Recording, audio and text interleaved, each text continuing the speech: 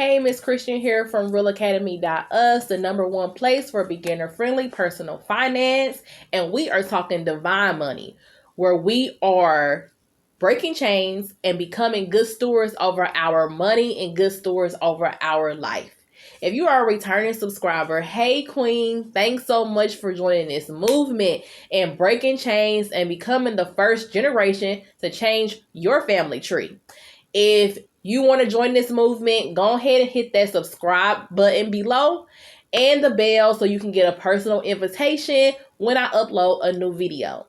So today's video is all about feeling shackled by government assistance, feeling hopeless to want to get off of government assistance, but knowing that if you make 25 cents more than the cutoff, you're going to be cut off of government assistance, and then you're not going to be able to afford anything.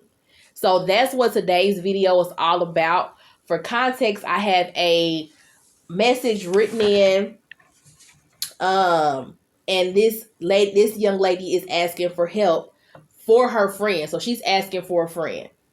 She says, I have a friend that is a single mom, excuse me, who has one child, age 2, and currently making $8.52 an hour. She has a full-time job and gets government assistance, but she feels stuck. She's tired of living paycheck to paycheck and wants some more out of life, but feels shackled by her government assistance. She receives $350 in food stamps, and she's eligible for daycare assistance, but can't afford even the discounted rate. By my estimate, the second she makes more than $9.50 an hour, they'll start slashing her benefits. If I'm wrong, please feel free to correct me. What can she do? How much money would she need to bring in to justify losing her government assistance to even have an attempt of pursuing a career job? I asked her for her bills, and they are as follows. Rent is only $450, and that's with her cable, and her utilities are included in that.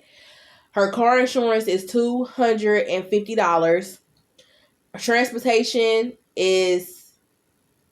Phone bill is $80, and transportation is $100, and that's just to get her to and from work for gas. So that's the bare minimum, and this is a month. So first of all, Queen, you are doing good. $450 that you only pay for rent and utilities, that's excellent. Now, I don't know if that is Section 8. I don't know if that is Section 8 or public housing, because I know with them most of the time, even though if you're on Section 8 or if you're on public housing, the minute you start making some amount of income, you have to pay rent. So I know people who live in public housing, and their public housing is a bad area and basically slum, but their credit is so jacked up, everything is just so jacked up that they're stuck living there.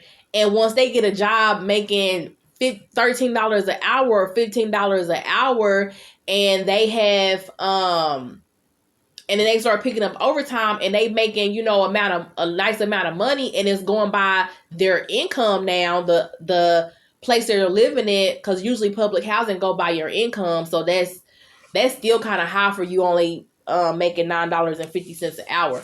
But once they start going by their income, they're living in the slum of the ghetto, paying $700, $800, $900 a month. And they're stuck there because, during their life, it just was a lot of bad decisions that was made. So maybe they have a lot of evictions on their credit. They have, utility bills they owe. So they know if they move and they have to get those utilities on, they're not going to be able to, because they owe deposits and so much stuff with utilities. So it's kind of have kept them stuck in this public housing that they don't want to be in. Now, I don't know if that's your situation, if you're on Section 8, or if you just got a studio apartment and you found like a good high rise. I believe it said you're in Maryland, so you found a good high rise where it's a studio. It's just you and your 2-year-old. So it might be a studio, it might be a 1-bedroom. So you have the rent with all utilities included. Because there's places like that as well. If you get a studio apartment, it might not be in the best area, but you can find places that's, utilities all included. So that's good. That's great, actually. Now, your car insurance is $250. I don't understand that. Like, I don't live on the East Coast, so I don't know if they make you have high car insurance like that. I mean, somebody put in the comment below, if you live on the East Coast, like, how is y'all car insurance? Because that seems extremely high. Like, I don't know what kind of car you have. If you have, I don't know how like newer cars do. So it's 2021. If you have a 2020 or a 2021, do they make you pay a higher car insurance? I know me, I drive a 2006, but I try to go to the max of my car insurance that I can get to have like the best coverage. So if anything happened, I'm gonna be getting a brand new 2021, for my car insurance. Let's knock on wood, because I don't want anything like, these people drive crazy and it's been a lot of accidents happening. So I definitely don't want that to happen. But I'm just saying, like, so for the max of my car insurance, I pay $107 a month. And that's, with good A1 coverage on my 2006. It goes above what they even recommend me have. Like, I got 3 times of what they recommend me even put on my car for that car insurance, because just like medical coverages and all of that stuff, personal, like theft, if somebody takes something out of my car, all of that stuff is, included into that. So I put that, on my car insurance. So for you paying $250, like, that's a lot of money. That's a lot of money. Like, can you cut that down to $100? Because that will give you an extra $150, an extra $150 a month, which then will have you be able to afford the daycare that you're eligible for. So you're eligible for CCDF. Like I said, I'm not from the East Coast, but if you are eligible for a CCDF, Child Care Development Fund, well, right now they have where if you pay cash, the government will pay 80%, and you will only be responsible for paying 20%. And you only have one kid that's 2 years old. So 20%, that's very affordable. Now it said you're eligible for a child coverage too. So if you're eligible for a CCDF, I don't understand why you are even having to pay out of pocket. You only make $9.50 an hour.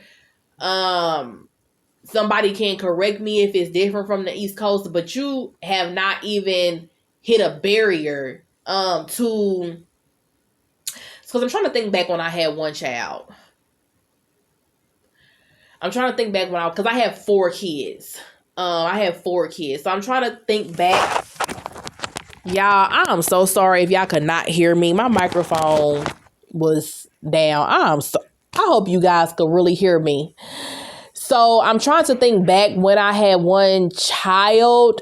And I know $9.50, like, you're right at the barrier of getting cut off of government assistance. So if you was to make $10 an hour with one child, you would not qualify for food stamps where I am. You will be making, because they go by your gross and they don't take out any of your necessities. So you will be making over the amount. So your friend is right by what she said. Correct her if she's wrong, but no, you're correct, Queen, that your friend told you right. If she makes a few cents more, so if she goes from $9.50 to 50 and add 50 more cents to that, to $10, she will be cut off of government assistance.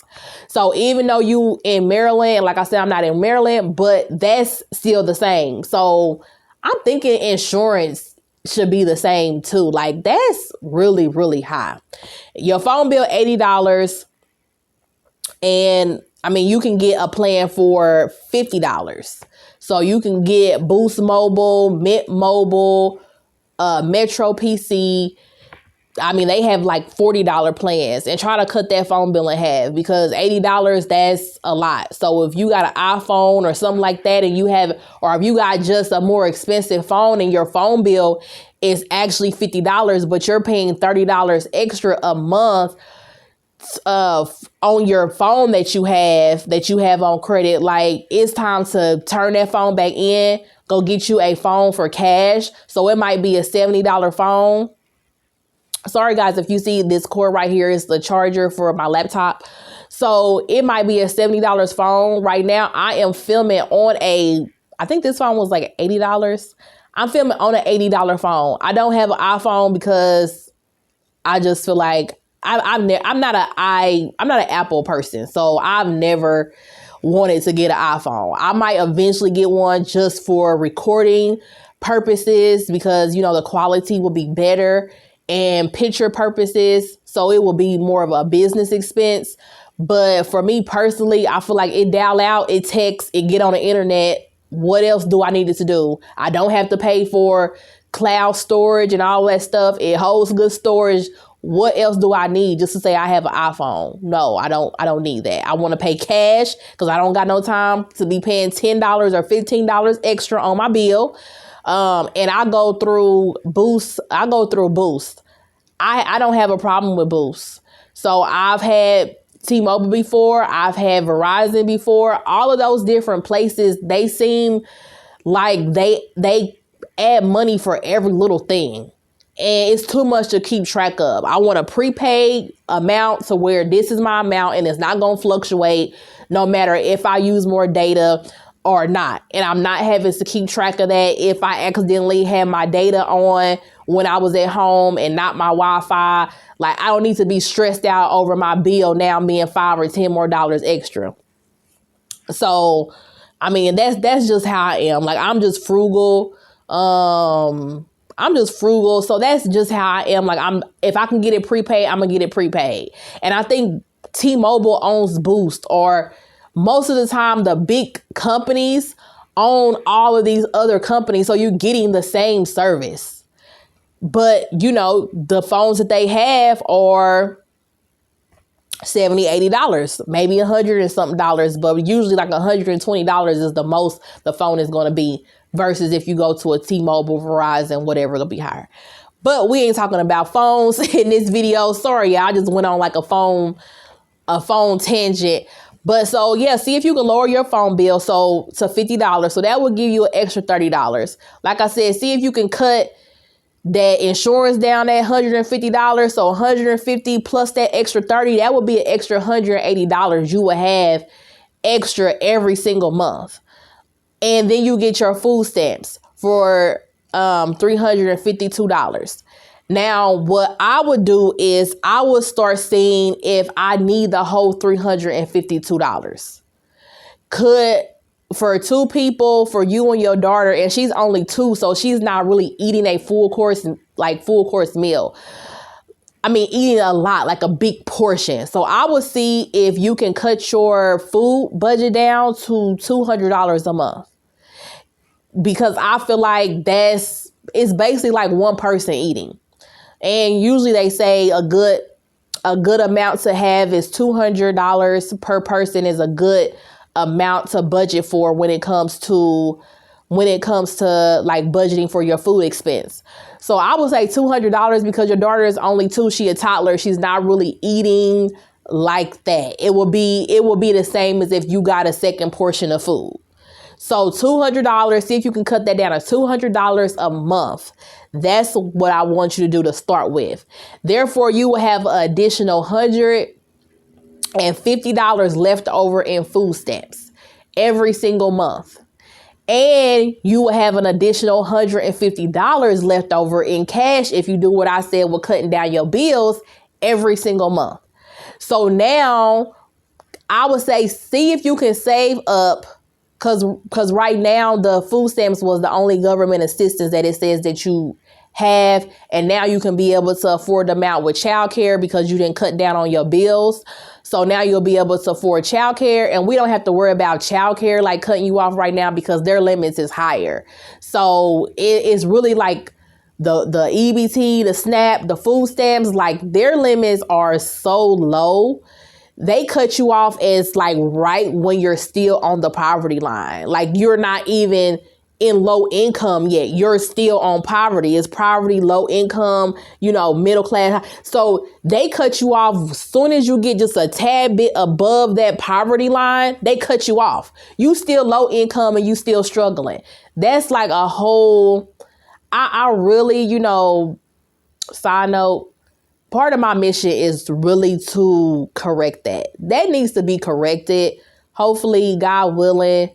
I don't know how long it's going to take, how many years it's going to take, but with realacademy.us, it's a lot of things that need to be changed. And that is one of those things. I don't understand why they do that, but it keeps people having this anxiety and this feeling that you're having of feeling stuck, having shackles, like you said, of government assistance. Oh my God, I'm stuck here because if I leave and if I do just a little bit more, if I get a 50-cent raise, they're going to cut me off and I'm going to starve to death. Me and my kids are going to starve to death.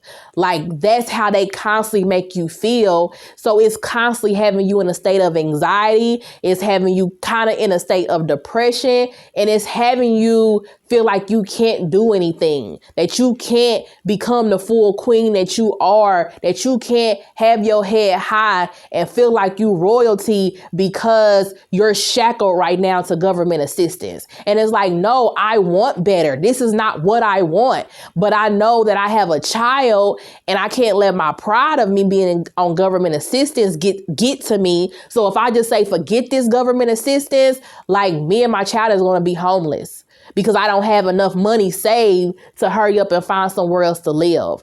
Me and my child are not going to have any food because I don't have enough money saved, because I haven't been able to make enough money. So I don't have enough money saved to where when they cut me off of food stamps, I'm good. So it's kind of like this rat race in this wheel that you constantly stuck on. And it's like, I want to get off of the wheel. I want to get off of it. I want to take my life back into my hands. I want to remove these shackles. I want to remove this burden that I'm constantly having because I want to do more. I want to give my child more. I want to break these cycles. But how can I do that and still make sure that we eat and have somewhere to stay? So I feel you, Queen. I feel you.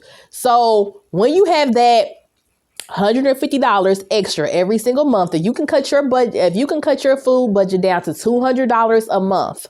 So that's going to mean that you're going to be cooking some foods more from scratch, and you're going to be cooking. That means you're not going to be going to the frozen food section. You're not going to be getting the pizzas, the Hot Pockets, the Popeyes, you're not going to be getting those. Like at work, if you got to eat a peanut butter and jelly sandwich every single day, and not order out lunch, because that wasn't said, but you're not ordering out lunch. You're not going to McDonald's that's right there next door and getting you, some lunch every single day. You actually taking whatever you can, whether that be a sandwich or some chips, whatever, but you're taking your lunch to work, because we spent a lot of money eating at work. If you take your lunch to work, and you start cooking, enough and not like getting the prepackaged or frozen foods, then you most likely can get that food budget down to $200 a month. It might take a few months before you actually get it down pat. You might go from $350 a month to $300 a month to $250 a month to like now you got the solid $200 a month. But you still been saving. So it's not like your food stamps start over. That extra amount is going to be on your card. So Queen, if you can save that up for 6 months. So let's see, 150, that's 300, 600.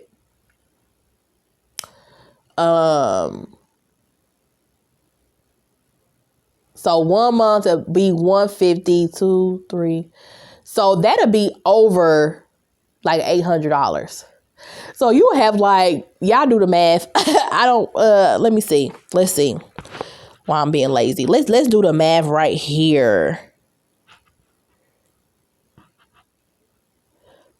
Let's do the math right here. Y'all probably already got it down pat. Y'all probably already got it. I'm having like a brain fog right now. So let's say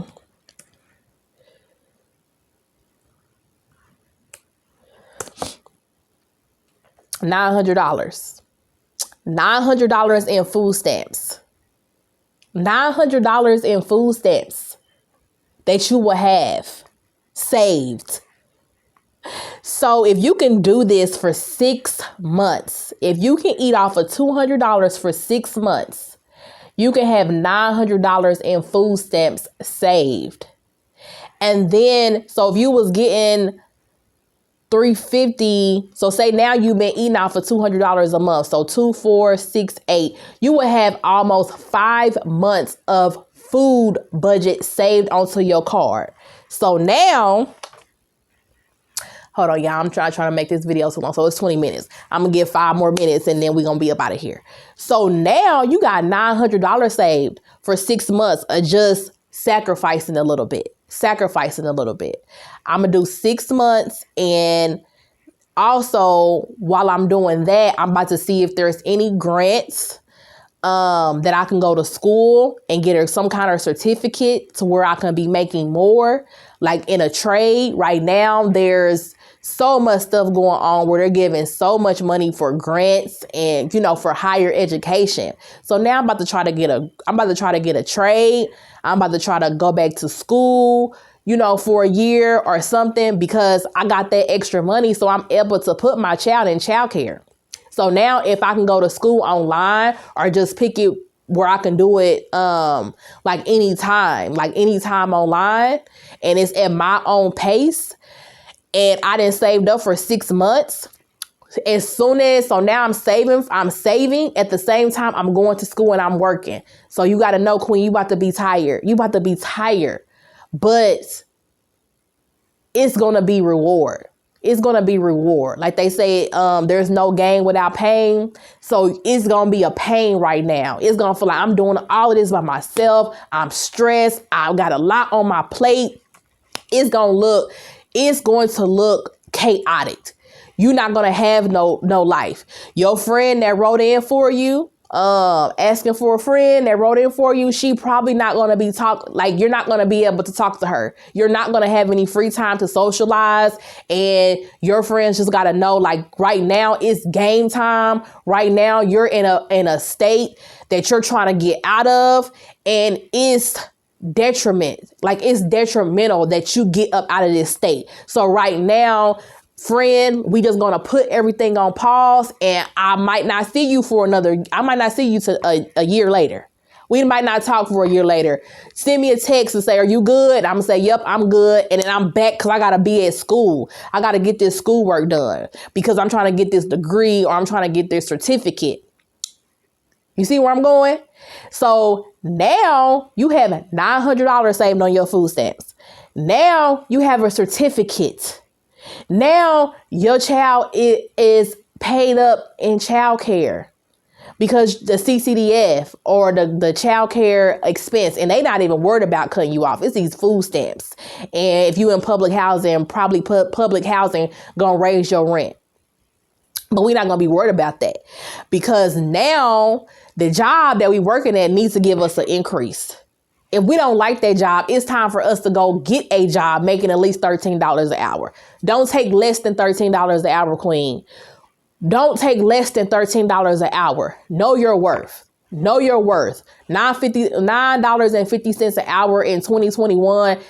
In 2016, 2015, 2014 was not cutting it. I made $9.50 an hour in those years, and I had an eviction notice on my door. Hey, you need to pay rent or we're going to be filing for eviction every single month because I was past the late day, but I had to wait until I got paid again. So I actually was saving 2 or 3 checks just to be able to afford 1 month's rent. So every single month I was late because it didn't take 1 month's rent. It took 2 months. It took 2 or 3 months rent to pay 1 month's worth of rent. And then my 4th check that I got, I had to pay utilities that was probably, in disconnect notice, and everything else that I had not paid I had to, be able to pay that. So I didn't have a phone bill because I got like the food. If I was on food stamps, that's another thing. If you own food stamps, then they have the government phones. Get you a government phone. You can text for free. I just thought about that. You can text for free all month and they give you allotted minutes. Or you can upgrade those to have it unlimited everything for like $25. So once I had a little bit extra money back in the day and I had a little bit like $25 to spare, $35 to spare, I would pay that phone bill to have unlimited everything. But before then, I just would use the free talk time they would give me, which was a lot of minutes. Like it was enough for you to have a conversation and make all of your, if you got appointments or whatever, make your calls. But I mean, most of the time, like for your friends and family, like text works. So when text was free all month. So now I just gave you even more money if you want to get your government phone because the phone is free. So you're not even coming out of money for the phone. The phone is free and you got your minutes and everything because this is grind time. We ain't trying to keep up with the Joneses. We ain't trying to impress people. We're going to impress people by getting up out of our situation. And they're going to be like, wow, you really got out of your situation. We're not impressing people by having a car that we cannot afford. We're not impressing people by having an iPhone that we cannot afford. We're getting a free phone. And we don't have to worry about that $80 a month. I just scratched off another $30 for you or $50. So now you have the $150 that I just gave you extra for your car note. And you have the $80 now that's scratched off for what you pay with your phone bill. So now I just gave you $230 right there instantly. You got $230 extra in your pocket right now. I just gave you $230. I just found money for you. You had money laying around your house. And I just came in and said, here you go, $230. That's what that feeling feels like. So bump what everybody else got to say. Girl, your phone, what's that? A food stamp phone? It talks. You ain't got to call me on it. I don't have to take no pictures from the gram because the picture quality going to be not good at all. It's going to be trash. I'm not worried about taking pictures. It has pictures. I can take pictures, but I'm not even worried about that. I'm worried about grind mode. So now when you finish school, what I say, 5 minutes, I'm over. Sorry, y'all.